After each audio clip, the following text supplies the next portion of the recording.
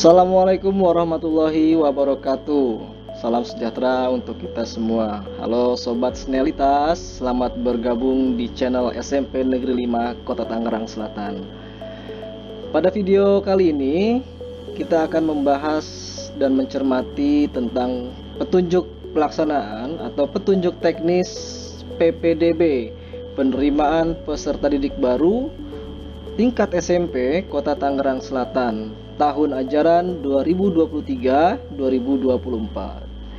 Baik, sebelum lanjut ke pembahasan selanjutnya, bagi rekan-rekan yang baru saja menonton channel SMP Negeri 5 Tangerang Selatan, jangan lupa untuk klik subscribe terlebih dahulu, berikan like pada video-video yang ada di channel ini, kemudian berikan komentar positif dan share sebanyak-banyaknya ke media sosial. Terima kasih. Yuk kita lanjut ke pembahasan selanjutnya. Dasar hukum PPDB tahun 2023. Sebelum kita mulai, kita harus tahu dulu dasar hukumnya yang memayungi tentang penerimaan peserta didik baru ini ya secara hukum. Yaitu ada Peraturan Menteri Pendidikan dan Kebudayaan Nomor 1 Tahun 2021, ada Surat Edaran Sekjen Kemdikbud Nomor 7978-HK.04.01/2023.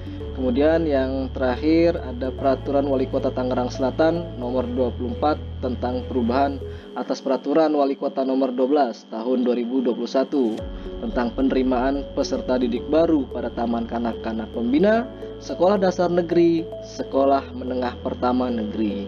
Jadi dasar hukumnya lebih mengerucut ya. Selanjutnya, tujuan dan dasar PPDB tahun 2023. Tujuan PPDB ini memberikan pelayanan bagi calon peserta didik Satuan Pendidikan TK Pembina, SD Negeri, dan SMP Negeri secara tertib, terarah, dan berkualitas. Kemudian, dasar pelaksanaan PPDB dilakukan secara objektif, transparan, dan akuntabel. Pada dasarnya tidak ada penolakan dalam penerimaan peserta didik, baik baru maupun pindahan, kecuali daya tampung sekolah yang terbatas dan waktu yang tidak memungkinkan serta tidak memenuhi persyaratan yang ditentukan. Itulah tujuan dan dasar PPDB. Selanjutnya, PPDB SMP Negeri Kota Tangerang Selatan ya. Ini kita membahas tentang SMP. Jadi kalau nanti ada yang bertanya-tanya SD bagaimana, SMA bagaimana, tunggu video selanjutnya. Kita lanjutkan. PPDB SMP Negeri di Tangerang Selatan. Bapak, Ibu, Ayah, Bunda harus mencermati ini syarat dan ketentuannya ya. Semoga bisa dipersiapkan setelah menonton video ini. Syarat dan ketentuan yang pertama adalah lulus dari sekolah dasar tentunya ya, atau MI atau sederajat. Selanjutnya, yang kedua, memiliki ijazah surat keterangan hasil belajar dari sekolah sebelumnya, dari SD ya, atau surat yang lain, bentuk lain yang sederajat, atau surat keterangan kelulusan. Biasanya memang ijazah ini agak sedikit belakangan ya keluarnya, jadi bisa menggunakan surat keterangan kelulusan. Kemudian yang ketiga, calon pendaftar atau anak ayah bunda ini berusia paling tinggi 15 tahun per tanggal 16 Juni tahun berjalan. Artinya pada tanggal dimulainya PPDB tahun 2023, yaitu pada tanggal 16 Juni maksimal usianya 15 tahun. Yang keempat, melampirkan akte kelahiran, melampirkan kartu keluarga, melampirkan kartu identitas anak atau KIA jika ada. Kemudian poin nomor 7 dicermati bagi peserta jalur afirmasi yang berasal dari ekonomi kurang mampu, memiliki bukti keikutsertaan orang tua peserta didik atau peserta didik tersebut dalam program penanganan keluarga kurang mampu dari pemerintah pusat ataupun pemerintah daerah. Harus ada buktinya nih ya. Kemudian yang kedelapan, bagi peserta yang mendaftar di jalur perpindahan tugas orang tua atau wali, melampirkan bukti surat penugasan orang tuanya dari instansi atau lembaga atau kantor atau perusahaan, mau itu pemerintah ataupun swasta, yang mempekerjakan serta berbadan hukum maksimal 1 tahun sebelum pelaksanaan PPDB ya. Jadi kalau sudah lewat 2 tahun nggak bisa tuh ya, maksimal 1 tahun, atau di bawah 1 tahun ya baru pindah tugas nih dari Jakarta ke Tangerang Selatan gitu ya. Itu 6 bulan belakangan ini ya bisa menggunakan perpindahan tugas orang tua. Kemudian yang ke-9, bagi peserta jalur anak guru, melampirkan bukti surat penugasan atau surat keputusan mengajar dari kepala sekolah ya, tempat mengajarnya. 10, bagi peserta jalur prestasi non akademik, memiliki bukti prestasi dan sertifikat. Ini prestasi non akademik bisa berupa perlombaan-perlombaan ya, apapun itu yang non akademik dan bersertifikat ya, biasanya setara dengan tingkat kota kabupaten minimal itu.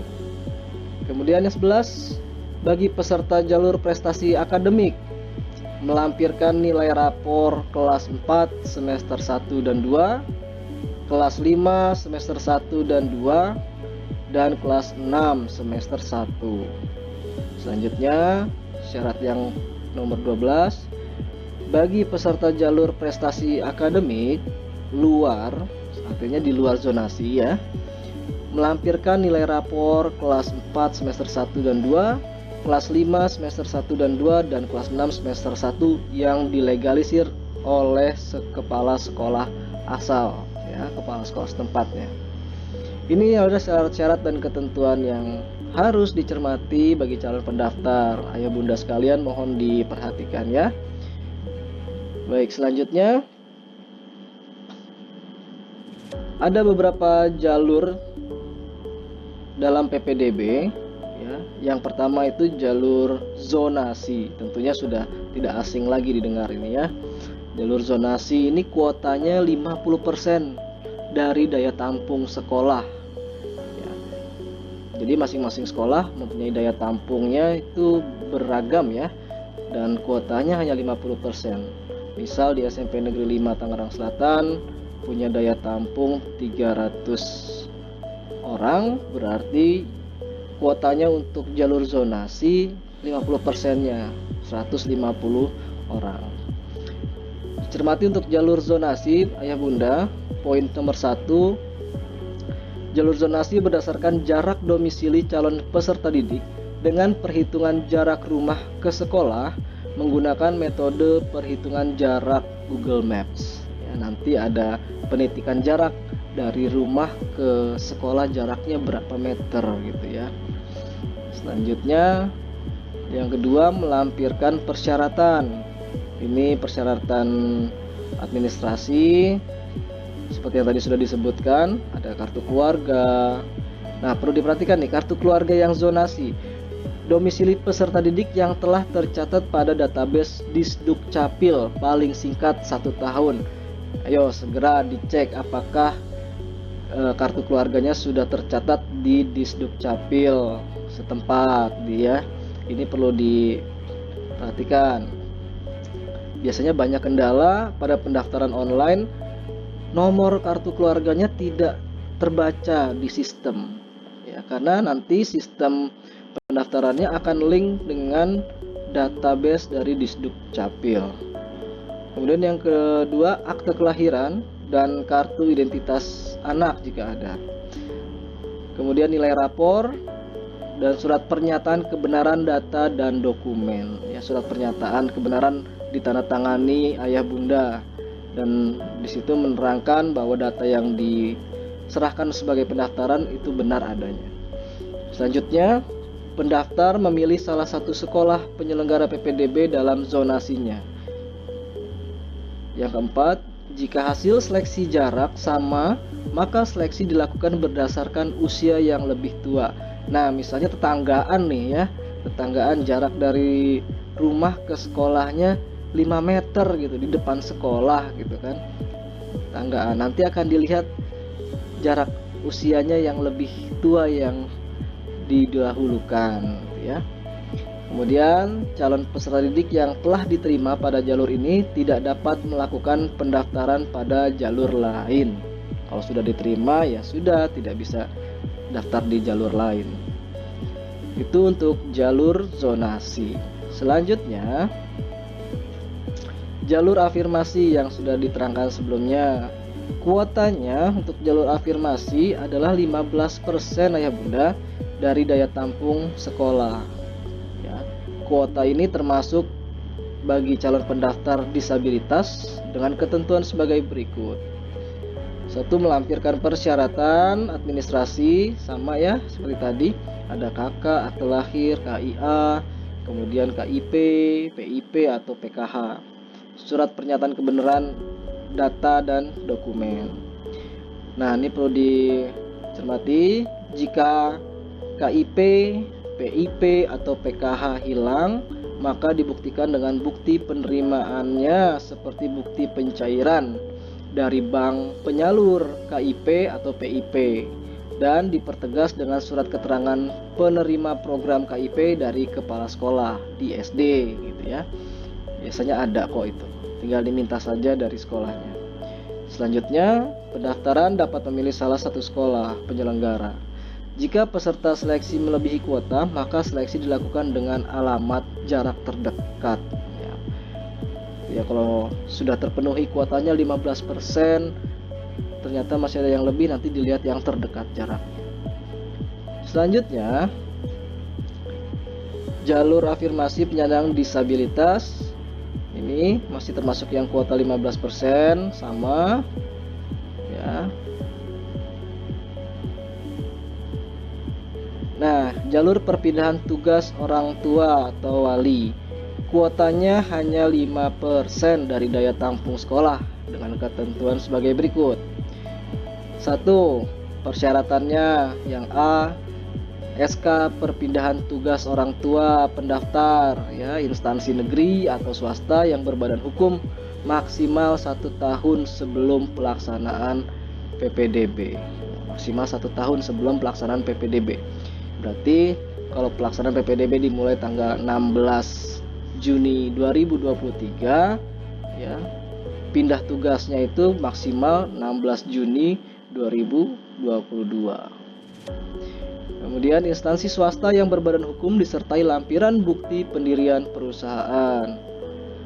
Yang C, melampirkan KK, akte kelahiran dan kartu identitas anak, sama tadi, melampirkan nilai rapot, surat pernyataan kebenaran. Kemudian selanjutnya bisa memilih ya sekolah penyelenggara PPDB, dapat memilih di luar zonasi juga bisa ya. Kemudian jika peserta seleksi melebihi kuota, maka seleksi dilakukan dengan alamat jarak terdekat. Dalam hal terdapat sisa kuota jalur perpindahan tugas orang tua atau wali, maka sisa kuota dapat dialokasikan untuk calon peserta didik pada sekolah tempat orang tua mengajar, atau ini untuk anak dari guru ya, dialokasikan kepada anak guru. Nah, ini dia, kita lihat jalur anak guru bagi peserta didik anak dari guru dengan ketentuan sebagai berikut.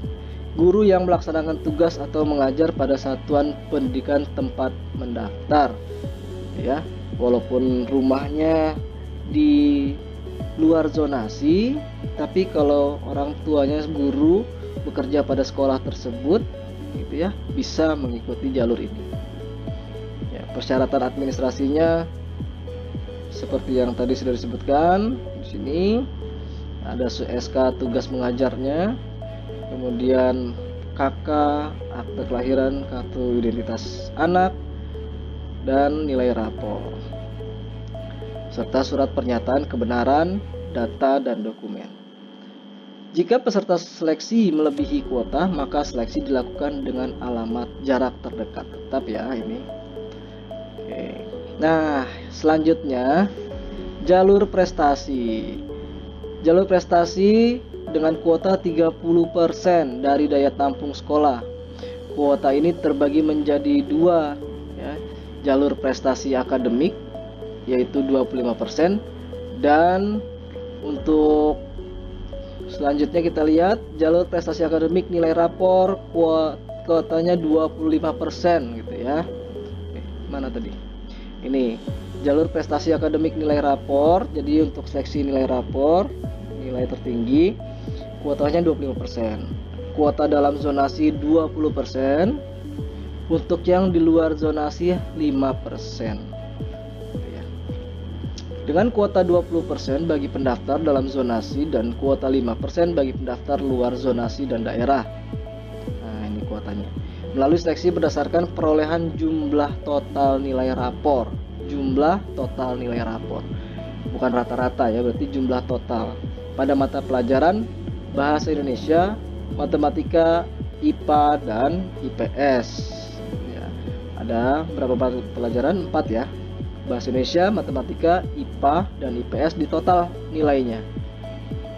Nah, nanti akan dilihat yang tertinggi poinnya.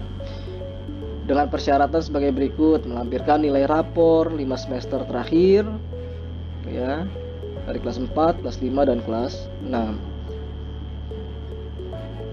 Dan kemudian dilegalisir oleh kepala sekolah. Ya, persyaratan selanjutnya: kartu keluarga, akte kelahiran, dan kartu identitas anak, surat pernyataan kebenaran atau data dan dokumen, dan pendaftar hanya memilih satu sekolah penyelenggara seleksi PPDB. Ya, hanya bisa memilih satu sekolah, tidak bisa memilih 2 sekolah gitu ya. Biasanya ada yang nanya, bisa nggak sih jalur ini daftar, jalur itu daftar di sana? Nggak bisa, harus satu jalur. Jika hasil seleksi nilai rapor sama, maka seleksi berdasarkan urutan jumlah nilai rapor tertinggi pada mata pelajaran dengan urutan Bahasa Indonesia, Matematika, IPA, dan IPS. Kalau totalnya sama, dilihat urutan tertingginya, jumlah nilai rapor tertingginya pada mata pelajaran. Ya. Selanjutnya, jalur prestasi yang berikutnya. Ya. Jalur prestasi hasil perlombaan, kuotanya 5%. Ya, terbagi dua tadi ya, yang untuk akademik nilai rapor itu 25%, 25% tadi juga dibagi dua, itu ya, untuk zonasi dan luar zonasi. Nah, ini untuk jalur prestasi hasil perlombaan atau non akademik. Seleksi berdasarkan prestasi perlombaan. Nomor 1, bisa dalam perorangan atau beregu, maksimal 6 orang kalau beregu ya. Kemudian yang kedua, perlombaan tingkat kabupaten, kota, provinsi, nasional, dan internasional. Berarti level eventnya, tingkat perlombaannya itu paling rendah itu adalah tingkat kabupaten atau kota. Kalau tingkat kecamatan nggak bisa, gitu ya. Kemudian yang selanjutnya, melampirkan bukti perolehan kejuaraan berupa sertifikat, piala, piagam hasil perlombaan. Ya, prestasi diterbitkan atau diperoleh paling singkat 6 bulan dan paling lama 3 tahun sejak tanggal pendaftaran PPDB. Perlombaan tingkat kabupaten, kota, provinsi, nasional, dan internasional. Jadi ini waktunya perlu diperhatikan ya, paling singkat 6 bulan. Jadi nggak bisa yang baru-baru 3 bulan terakhir, nggak bisa. Paling singkat 6 bulan. Kemudian yang paling lama itu 3 tahun ketika anak tersebut di kelas 3 atau kelas 4 gitu ya.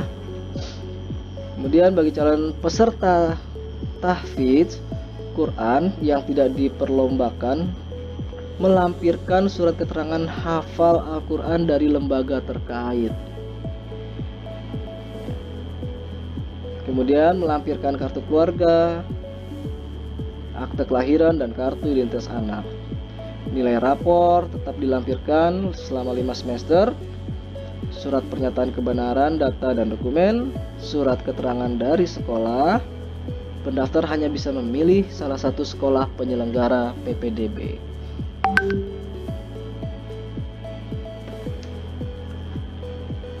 Jika hasil seleksi sama, maka seleksi berdasarkan urutan jumlah nilai rapor tertinggi pada mata pelajaran dengan urutan Bahasa Indonesia, Matematika, IPA, dan IPS. Tetap dipakai nilai rapor yang tadi yang 5 semester itu ya, pada mata pelajaran Bahasa Indonesia, Matematika, IPA, dan IPS. Nah, ini yang perlu diperhatikan, jalur-jalur yang bisa digunakan dalam mendaftarkan anak-anak ayah bunda di tingkat SMP Kota Tangerang Selatan ya, mulai dari jalur zonasi, jalur afirmasi, kemudian perpindahan tugas orang tua ataupun anak dari guru, kemudian ada jalur prestasi, baik prestasi akademik maupun prestasi non-akademik. Sekian dulu video kali ini, nanti akan kita lanjutkan pada video berikutnya dengan pembahasan yang lain lagi. Baik, terima kasih atas perhatiannya. Jangan lupa untuk subscribe, like, komen, dan share sebanyak-banyaknya. Terima kasih.